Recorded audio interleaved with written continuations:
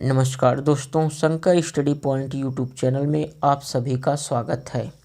आज हम लोग बाल मनोविज्ञान के 30 प्रश्नों को करेंगे जो टेट, सीटेट और सुपर टेट के लिए अति महत्वपूर्ण होगा। चलिए शुरुआत करते हैं। यहाँ पे हम लोग आज 31 से 60 तक करेंगे जिसमें 30 प्रश्न होंगे। चलिए स्टार्ट करते हैं। यहाँ पे 31 नंबर का जो प्रश्न है, किसी पठन सामग्री को एक रूप में पढ़ना ब्लैंक है, खाली स्थान, पढ़ाई के रूप में जाना जाता है। पहला ऑप्शन है बंटित, दूसरा है समूहित, तीसरा है अंतरालित और चौथा है इनमें से कोई नहीं। तो बताइए कौन सा ऑप्शन इसमें से सही होगा। किसी पठन सामग्री, किसमें पठन सामग्री को एक रूप में पढ़ना ब्लैंक है, यहाँ पे क्या भरा जाएगा, पढ़ाई के रूप में जाना जाता है। तो ना बंटित होगा, ना सामूहिक होगा, ना अंतरलालित। ये तो ऑप्शन जो है, तो कौन सा ऑप्शन सही होगा, ऑप्शन नंबर डी यहाँ पे सही होगा। कौन सा सही होगा, ऑप्शन नंबर डी, इनमें से कोई नहीं। चलिए अगले क्वेश्चन की तरफ चलते हैं। अगला जो हमारा क्वेश्चन है वह है कि पाठ्यचर्या निर्माण को कार्य माना जाता है, एक नियमित कार्य के रूप में माना जाएगा। किसको, जो पाठ्यचर्या निर्माण किया जाता है। एक विशेषज्ञता कार्य नहीं है, एक अत्यधिक विशेषज्ञता कार्य नहीं है, एक महत्वपूर्ण कार्य नहीं है। बताइए कौन सा सही होगा इसमें। जो पाठ्यचर्या का कार्य माना जाता है यही बताना है हमको।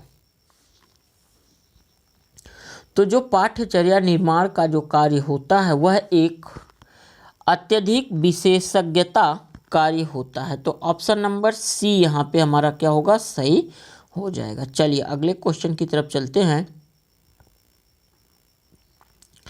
अगला है कि विद्यार्थियों की प्रशंसा की जानी चाहिए। किसकी, विद्यार्थियों की प्रशंसा की जानी चाहिए। एकांत में करना चाहिए या अलग से करनी चाहिए या लोगों के बीच करनी चाहिए या व्यक्तिगत रूप से करनी चाहिए। बताइए कौन सा ऑप्शन यहाँ पे सही होगा। तो विद्यार्थियों की जो प्रशंसा होती है वह एकांत में नहीं करना चाहिए, अलग से नहीं करना चाहिए, लोगों के बीच में करना चाहिए। कहाँ पे करना चाहिए, तो लोगों के बीच में। सी ऑप्शन यहाँ पे हमारा क्या होगा, सही हो जाएगा। चलिए अगले क्वेश्चन की तरफ चलते हैं। अगला है, निम्नलिखित में से क्या उस खांचे या रेंज को सूचित करता है जिसके भीतर किसी योग्यता या गुण के किसी व्यक्ति के प्रवीणता स्तर का फैसला किया जाता है।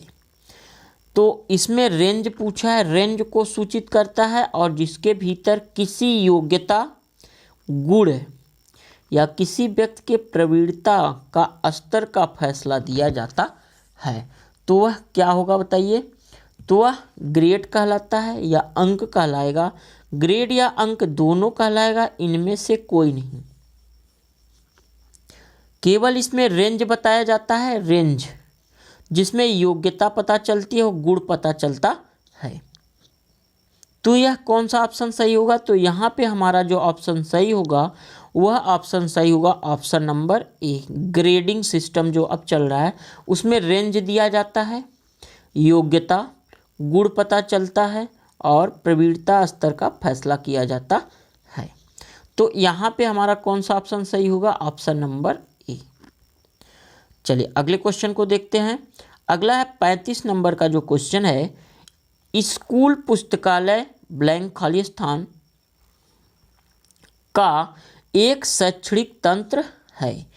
अल्प मूल्य, थोड़े मूल्य, ज्यादा मूल्य नहीं, विचारणीय मूल्य। बताइए कौन सा सही होगा इसमें।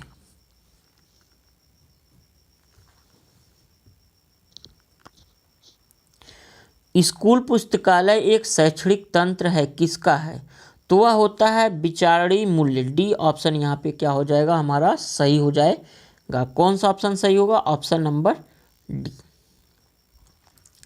अगले क्वेश्चन की तरफ चलते हैं।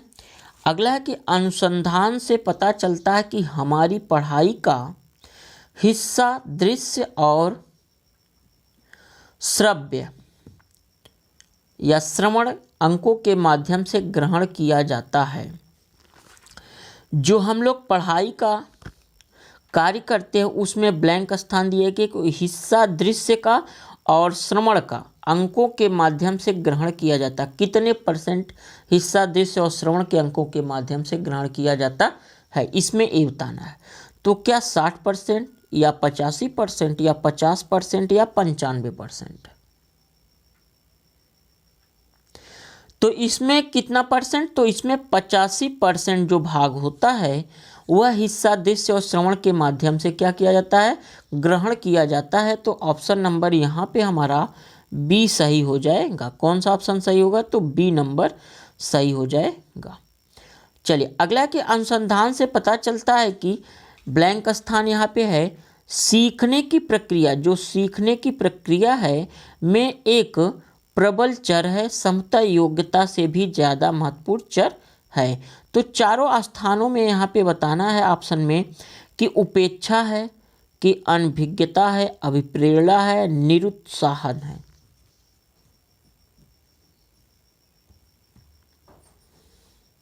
जिसमें बताना है कि संभवतः योग्यता से भी ज़्यादा महत्वपूर्ण चर है। किसके लिए? सीखने की प्रक्रिया में एक प्रबल चर जो है। तो कौन सा ऑप्शन यहाँ पे सही होगा? यहाँ पे हमारा जो ऑप्शन सही होगा वह सही होता है ऑप्शन नंबर सी, अभिप्रेरणा। तो सी ऑप्शन यहाँ पे क्या हो जाएगा? सही हो जाता है। चलिए अगले क्वेश्चन की तरफ चलते हैं। अगला क्वेश्चन हम लोग का 38 नंबर है। वर्ग कक्षा के माहौल में एक सकारात्मक पढ़ाई वातावरण स्थापित और मजबूत करने के अधिकार को निश्चयात्मक अनुशासन किसके अंतर्गत आएगा? जिसमें वर्ग कक्षा के माहौल में एक सकारात्मक पढ़ाई हो, वातावरण स्थापित हो और मजबूत करने के अधिकार को निश्चयात्मक अनुशासन भी हो। तो ये सभी चीज़ें किसके अंतर्गत आएगी? पहला ऑप्शन है बढ़ावा नहीं देता, दूसरा बढ़ावा देता है, तीसरा से कुछ लेना देना नहीं होता है, और जो चौथा हमारा ऑप्शन है वह कि ज़रूरत नहीं होती है। तो बताइए कौन सा ऑप्शन इसमें होगा? जिसमें सकारात्मक पढ़ाई हो, वातावरण स्थापित हो, मजबूती करने के अधिकार का निश्चयात्मक अनुशासन भी बनाया गया हो कक्षा में। तो इसमें जो होता है वह हमारा कौन सा ऑप्शन सही होगा? जिससे बढ़ावा दिया जाता है, बढ़ावा देता है। चलिए अगले क्वेश्चन की तरफ चलते हैं। अगला जो हमारा क्वेश्चन है वह है 39 नंबर। जब किसी शिक्षक पर प्राधिकारी हावी होते हैं या उसे अन्य कार्य करने के लिए विवश किया जाता है तो उनकी क्षमता, कोई भी शिक्षक किसी भी शिक्षक पर प्राधिकारी यदि हावी होते हैं तो उसे अन्य कार्य करने के लिए विवश किया जाता है, तो उसकी जो क्षमता होती है वह कैसे पता कर सकते हैं? क्या कई गुना बढ़ती है? उसकी जो क्षमता होगी क्या बढ़ जाएगी, या उसकी क्षमता जो है वह घट जाएगी, या अंशतः बढ़ती रहती, लगातार बढ़ती रहती, धीरे धीरे अप्रभावित रहती है? तो क्या होगा? तो इसमें जो ऑप्शन हमारा सही होगा वह होगा कि जो उसकी क्षमता है किसकी? अध्यापक की, वह क्या होगी? घटती है। क्या होगी? घटती है। किसके द्वारा? प्राधिकारी यदि हावी होता है तो उसकी जो क्षमता होती वह घट जाती या घटती रहती है। तो ऑप्शन नंबर यहाँ पे कौन सा सही होगा? ऑप्शन नंबर बी सही हो जाएगा। चलिए अगले क्वेश्चन की तरफ चलते हैं। अगला क्वेश्चन है 40 नंबर। टॉलमैन का चिन्ह अधिगम का सिद्धांत किसका? टॉलमैन का कौन सा अधिगम? तो चिन्ह अधिगम का सिद्धांत किसने दिया था? यहाँ पे एक क्वेश्चन बन गया कि चिन्ह अधिगम का सिद्धांत किसने दिया था? तो टॉलमैन ने दिया था। किसने दिया था? टॉलमैन ने। अन्य किस नाम से जाना जाता है? कौन सा सिद्धांत? चिन्ह अधिगम का सिद्धांत। चलिए देख लीजिए चारों ऑप्शन। चिन्ह अधिगम सिद्धांत को एक तो चिन्ह गेस्टाल्ट सिद्धांत के नाम से जाना जाता है क्या, या चिन्ह सार्थकता सिद्धांत या प्रत्यक्षता सिद्धांत के नाम से जाना जाएगा, सप्रयोजक व्यवहारवाद से, या उपरोक्त सभी? तो जो चिन्ह का सिद्धांत है वह चिन्ह गेस्टाल्ट के नाम से भी जाना जाता है, चिन्ह सार्थकता सिद्धांत या प्रत्यक्षता सिद्धांत के भी नाम से जाना जाएगा, सप्रयोजन व्यवहारवाद के नाम से जाना जाएगा। तो जब तीनों ऑप्शन सही हो जाते हैं तो ये तीनों कट जाएंगे। कौन सा ऑप्शन सही होगा? ऑप्शन नंबर डी हमारा यहाँ पे सही हो जाएगा। उपरोक्त सभी को हम लोग चिन्ह अधिगम का सिद्धांत के नाम से जानते हैं। ये तीनों जो हैं ये किसके नाम से जाने जाएंगे? तो चिन्ह अधिगम के सिद्धांत से नाम से जाने जाते हैं। यदि इनमें से कोई भी तीनों में से आएगा तो वह किससे संबंधित होगा? टालमैन। और टालमैन ने कौन सा चिन्ह अधिगम जो सिद्धांत दिया था उससे संबंधित होगा। चलिए अगले क्वेश्चन की तरफ चलते हैं। अगला जो हम लोग का क्वेश्चन है वह 41 नंबर का होगा। प्रयोगात्मक मनोविज्ञान का जनक कहा जाता है किसको? प्रयोगात्मक मनोविज्ञान का जो जनक है वह किसे कहा जाता है? विलियम उंट को कहा जाता है, विलियम जेम्स को, या अरस्तु को, या कोई नहीं? तो किसे कहा जाता है बताइए। तब तक हम जान लेते हैं कि विलियम उंट ने कौन सा दिया था। तो विलियम उंट ने संरचना संप्रदाय का दिया था। किसका? संरचना संप्रदाय का दिया था। संप्रदाय के जनक कौन माने जाते हैं? तो वह विलियम उंट माने जाते हैं। और विलियम जेम्स जो थे वह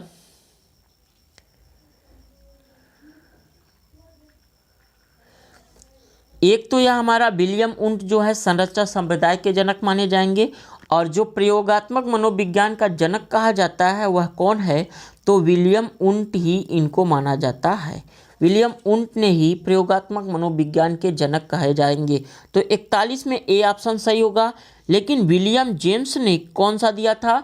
तो विलियम जेम्स ने आधुनिक मनोविज्ञान के जनक कहलाते हैं। किसके? तो आधुनिक मनोविज्ञान के जनक कहलाएंगे। किसके कहलाते हैं? तो आधुनिक मनोविज्ञान के जनक कहलाते हैं। तीसरा जो हमारा ऑप्शन है वह है अरस्तु। तो अरस्तु ने कौन सी विधि की खोज की थी? तो उन्होंने आगमन विधि की खोज की थी। किसकी की थी? तो आगमन विधि की खोज किसने किया था? तो अरस्तु ने ही किया था। तो इसमें जो प्रयोगात्मक की बात की गई तो प्रयोगात्मक मनोविज्ञान का जनक किसे कहा जाता है? विलियम उंट के। और इन्होंने क्या किया था?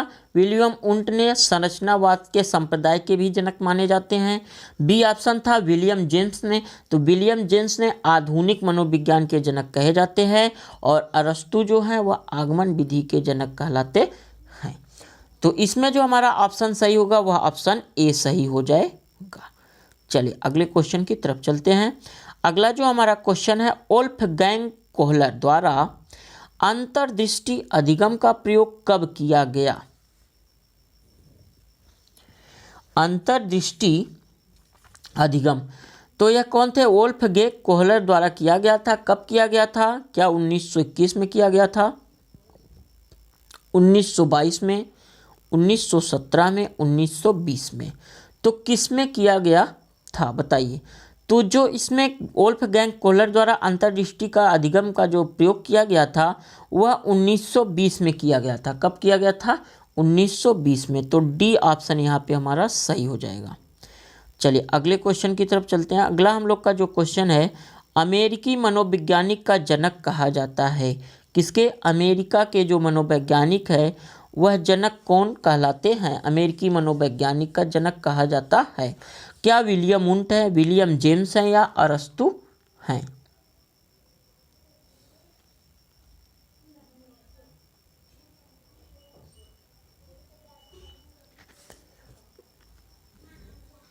बताइए कौन सा ऑप्शन सही होगा। तो 43 में जो हमारा ऑप्शन सही होगा वह होगा विलियम जेम्स। कौन है? William James. तो बी ऑप्शन यहाँ पे हमारा सही हो जाएगा। चलिए अगले क्वेश्चन को देखते हैं।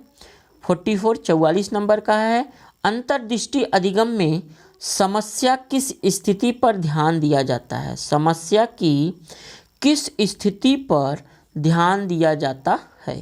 क्या संपूर्ण स्थिति पर, प्रारंभिक स्थिति पर, विशेष स्थिति पर, लुप्त स्थिति पर?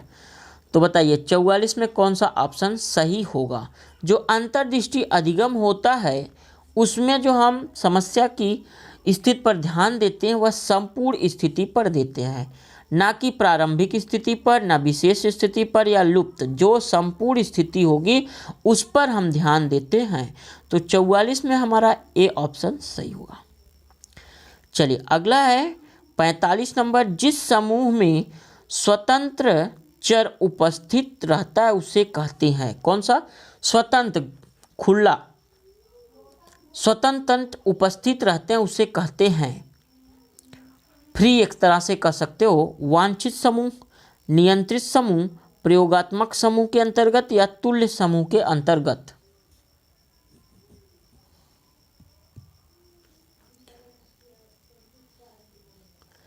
तो जिस समूह में स्वतंत्र चर उपस्थित रहता है उसे हम प्रयोगात्मक समूह कहते हैं, कौन सा? तो सी ऑप्शन यहाँ पे हमारा सही हो जाएगा। चलिए अगला देख लेते हैं 46 नंबर, निम्नलिखित में से स्टेनले हॉल द्वारा प्रतिपादित सिद्धांत कौन सा है? सप्रयोजन व्यवहारवाद का सिद्धांत, पुनर्बलन का सिद्धांत, पुनरावृत्ति का सिद्धांत या द्वितात्विक सिद्धांत? बताइए 46 में बताइए कौन सा ऑप्शन सही होगा। निम्नलिखित में से स्टेनले हॉल द्वारा प्रतिपादित सिद्धांत कौन सा है?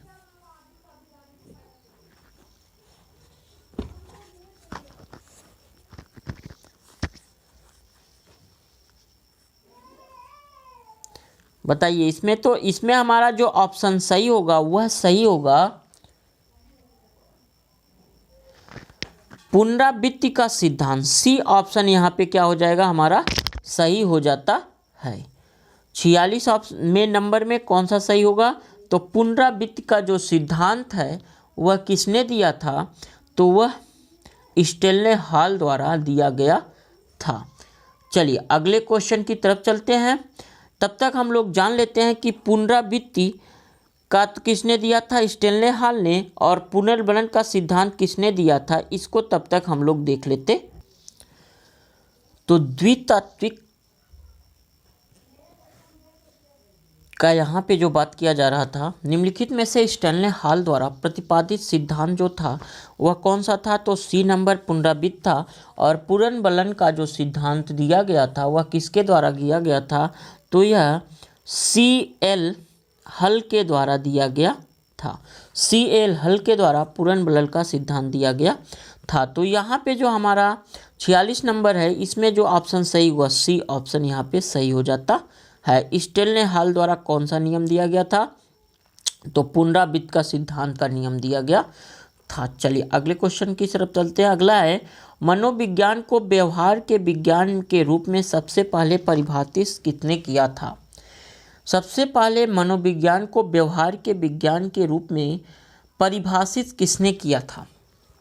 वाटसन के द्वारा, एबिंगहॉस द्वारा, एंजेल द्वारा या ह्यूम द्वारा? तो बताइए किसके द्वारा यह किया गया था?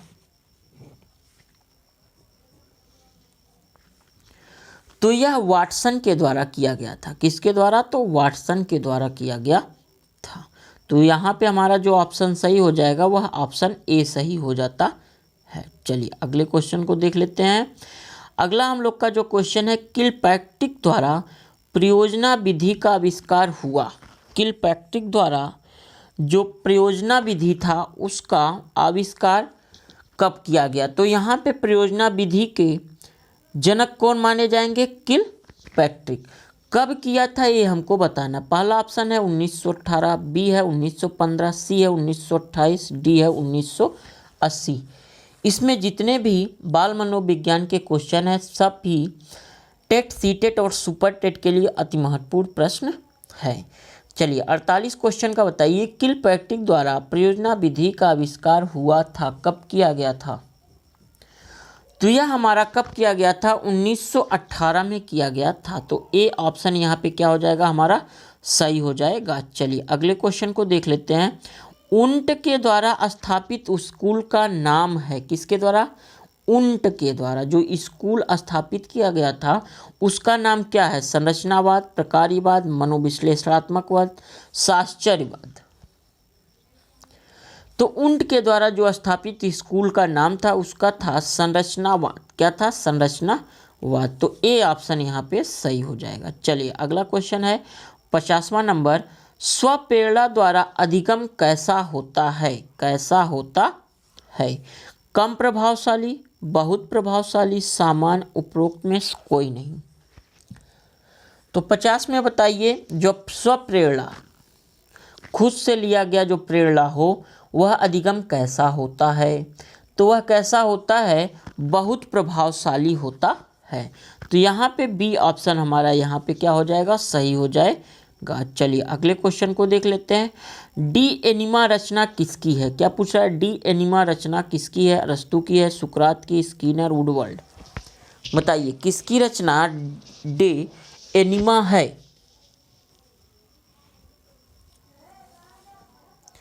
तो जो डे एनिमा है वह किसकी रचना है? तो वह अरस्तु की रचना है। ए ऑप्शन यहाँ पे क्या हो जाएगा? सही हो जाता है। चलिए अगले क्वेश्चन को देख लेते हैं। पेस्टोलॉजी के 3 पॉइंट यच के संप्रदाय में यच का क्या अर्थ है? ए इम्पोर्टेंट, टेट के लिए, किसके लिए इम्पोर्टेंट है? टेट के लिए। पेस्टोलॉजी के 3 पॉइंट एच के संप्रदाय में यच का क्या अर्थ है? हेड है, हर्ट है, हैंड है, उपरोक्त सभी? बताइए। तो पेस्टोलॉजी जो थे इनकी एक विधि का नाम क्या था? वह नाम था पर्यटन विधि। कौन सी विधि थी? तो पर्यटन विधि, पर्यटन विधि। तो 3 पॉइंट एच के संप्रदाय में यच का जो अर्थ होता है वह हेड भी होता है, हार्ट भी होता है, हैंड भी होता है। तो तीनों कट जाएंगे। कौन सा ऑप्शन यहाँ पे सही होगा? ऑप्शन नंबर डी हमारा सही हो जाता है, उपरोक्त सभी। डी ऑप्शन यहाँ पे क्या हो जाएगा? करेक्ट हो जाता है। चलिए अगले क्वेश्चन को देखते हैं। 53 नंबर। मनोविज्ञान का अतीत बहुत लंबा है परंतु इतिहास बहुत छोटा है, उक्त कथन किसका है? क्या इबिंगहॉस का है, स्किनर का है, वुडवर्ड का है, या चौथा जो ऑप्शन है टिचनर का है? बताइए किसका होगा इसमें?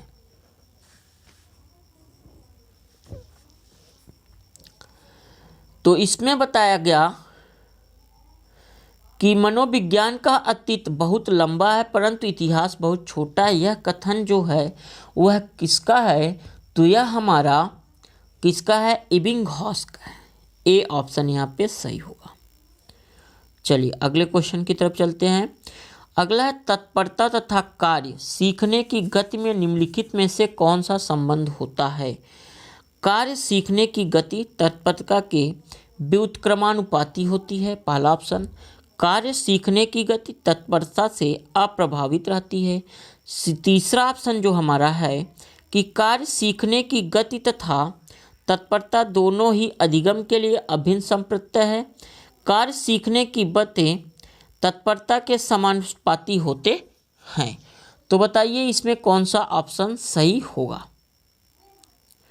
तत्परता तथा कार्य सीखने की गति में निम्नलिखित में से कौन सा संबंध होता है? चारों ऑप्शन देख लीजिए, बताइए कौन सा इसमें से सही होगा। तो इसमें हमारा जो ऑप्शन सही होता है वह होता है डी ऑप्शन। कार्य सीखने की गति तत्परता के क्या होता है? समानुपाती होता है। यहाँ पे क्या रहेगा? गति रहेगा। गति तत्परता के क्या होगा? समानुपाती होता है। तो डी ऑप्शन यहाँ पे हमारा सही हो जाता है। चलिए अगले क्वेश्चन को देख लेते हैं। जर्मनी के लिपजिग विश्वविद्यालय जहाँ प्रथम मनोवैज्ञानिक प्रयोगशाला 1879 में स्थापित की गई, वर्तमान में उसका नाम क्या है? जो सबसे पहले जर्मनी के लिपजिग विश्वविद्यालय जहाँ पर प्रयोगशाला कब किया गया था? तो 1879 में स्थापित की गई थी। वर्तमान में उसका नाम क्या है बताना है। क्या कार्ल मार्क्स विश्वविद्यालय है, हार्वर्ड विश्वविद्यालय है, साइकोलॉजिकल इंस्टीट्यूट है, या कोई नहीं? बताइए कौन सा इसमें से सही होगा? तो जर्मनी की लिपजिग विश्वविद्यालय जहां प्रथम मनोवैज्ञानिक प्रयोगशाला 1879 में स्थापित किया गया, वर्तमान में उसका नाम कार्ल मार्क्स विश्वविद्यालय है। तो ए ऑप्शन यह सही हो जाता है। चलिए अगला क्वेश्चन है। आत्मनिरीक्षण विधि द्वारा किन की क्रियाओं का अध्ययन किया जाता है? जो आत्मनिरीक्षण विधि है के द्वारा किन की क्रियाओं का अध्ययन किया जाता है? क्या कक्षा कक्ष में छात्रों की व्यक्तिगत विभिन्नताओं का स्वयं की जाती है, असाधारण बच्चों की जाती है, उपरोक्त सभी की जाती है? तो बताइए कौन सा ऑप्शन इसमें सही होगा 36 में। तो आत्मनिर्भर, यहाँ पे आत्मनिरीक्षण विधि जो है, आत्म मतलब हो गया स्वयं, तो यहाँ स्वयं की जब बात की जाए तो द्वारा जो आत्मनिरीक्षण विधि द्वारा किसकी क्रियाओं का अध्ययन किया जाता है? तो स्वयं का किया जाता है। तो बी ऑप्शन यहाँ पे क्या हो जाएगा हमारा? सही हो जाता है। चलिए अगला है कि प्रश्नोत्तर विधि का जनक माना जाता है। तो प्रश्नोत्तर विधि का जनक किसे माना जाता है, आपको यह बताना है। तब तक हम बात कर लेते हैं यहाँ पे पहला ऑप्शन जो था मॉन्टेसरी, काल्डवेल, कुक, फ्रोबेल और सुकरात। पहला जो दिया गया मॉन्टेसरी, तो इसको किसका जनक कहा जाता है? इन्हें मारिया मॉन्टेसरी को मॉन्टेसरी विधि का जनक कहा जाता है। यहाँ पे जो दिया गया है कि मारिया जो है वह मारिया मॉन्टेसरी विधि के जनक कौन है? तो मॉन्टेसरी हैं। अगला है काल्डवेल कुक, तो यह किसके हैं? यह हमारे खेल विधि के हैं। किसके हैं? तो खेल विधि के जनक माने जाते हैं। कौन? काल्डवेल कुक। फ्रोबेल की बात करें तो इन्होंने किंडरगार्टन का जनक माने जाते हैं। किसके? तो किंडरगार्टन के जनक कौन है? तो फ्रोबेल है। तो इसमें हमारा पूछा गया था कि प्रश्नोत्तर विधि का जनक किसे माना जाता है? तो वह सुकरात को कहा जाता है। और इन्हें एक विधि का जनक कहा जाता है जिसका नाम है समस्या समाधान विधि। क्या नाम है? समस्या समाधान विधि के जनक भी कौन है? तो सुकरात है। 57 में पूछा गया कि प्रश्नोत्तर विधि के जनक कौन है? तो सुकरात है। इसमें आपको देखिए सभी का बता दिया गया, जिसमें आपको 5-6 क्वेश्चन आराम से तैयार हो सकते हैं। चलिए अगले क्वेश्चन की तरफ चलते हैं। बाल केंद्रित शिक्षा किसकी देन है? पूछ रहा है कि जो बाल केंद्रित शिक्षा होती है यह किसकी देन है? क्या शिक्षा के राष्ट्रीयकरण की, सर्व शिक्षा अभियान की, शिक्षा मनोविज्ञान की, उपरोक्त सभी की?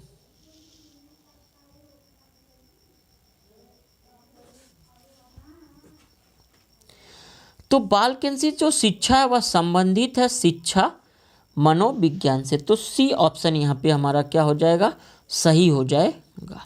चलिए अगला देख लेते हैं कि शिक्षा मनुष्य की अंतर्निहित क्षमता का परिपूर्णता से विकास करती, यह कथन किसका है?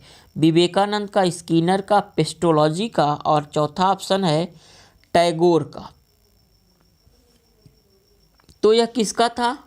विवेकानंद का है। तो यहाँ पे ए ऑप्शन हमारा सही हो जाएगा। चलिए अगला क्वेश्चन है लास्ट आज का। थॉर्नडाइक ने शिक्षा मनोविज्ञान का कैसा रूप प्रदान किया? तो थॉर्नडाइक ने कैसा रूप प्रदान किया है आप सभी लोगों को बताना है। पहला ऑप्शन है निश्चित एवं स्पष्ट, दूसरा ऑप्शन है अनियमित, और तीसरा है आंशिक स्पष्ट, और लास्ट हमारा जो है वह है उपरोक्त सभी। तब तक हम जान लेते हैं कि थॉर्नडाइक ने 3 नियम दिए थे किसके? सीखने के। पहला हमारा जो नियम है वह है प्रभाव का नियम, दूसरा हमारा जो है वह है तत्परता का नियम, और तीसरा जो हमारा है वह है अभ्यास का नियम। यह किसके अंतर्गत है? यह सीखने के अंतर्गत 3 नियम दिए गए थे। और थॉर्नडाइक ने एक सिद्धांत दिया था, उसका नाम है बहु कारक सिद्धांत। कौन सा? बहु कारक सिद्धांत भी किसने दिया था?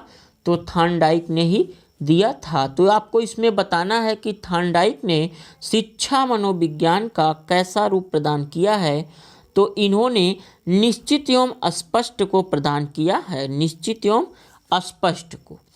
तो इसमें हमारा 60 में ऑप्शन सही हो जाता है, ऑप्शन नंबर ए। तो ये आज थे आप सभी लोगों के लिए बाल मनोविज्ञान के 30 अति महत्वपूर्ण प्रश्न, जो टेट, सीटेट, सुपर टेट के लिए अति महत्वपूर्ण प्रश्न होंगे। चैनल पर यदि नए हैं तो चैनल को सब्सक्राइब करिए, शेयर करिए, लाइक करिए और बेल आइकन को प्रेस करिए, जिससे आने वाली सभी वीडियो को विद्यार्थी सबसे पहले देख सके। Thanks for watching.